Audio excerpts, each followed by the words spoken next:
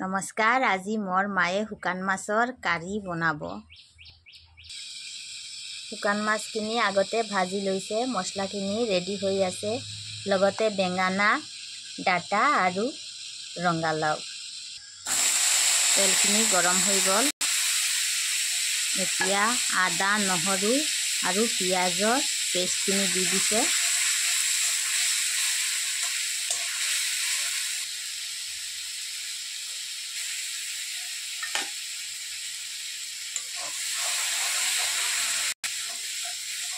মছলাখিনি ভালদৰে ভাজি হৈ আছে। এতিয়া ভাজি ৰখা শুকান মাছ আৰু পাচলিখিনি দি দিব। শুকান মাছখিনি দি দিছে, এতিয়া পাচলিখিনিও দি দিব। যিহেতু এইখিনি আগতে ভাজি ৰখা আছিলে।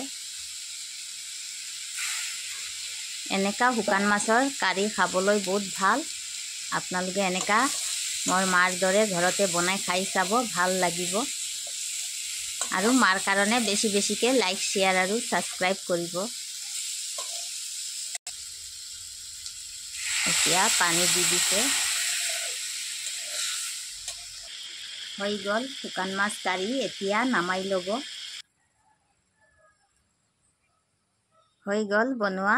আপোনালোকে লাইক, শ্বেয়াৰ আৰু ছাবস্ক্ৰাইব কৰিব। মোৰ মায়ে আকৌ বেলেগ ৰেচিপি লৈ আপোনালোকৰ ওচৰত আহিব। নমস্কাৰ।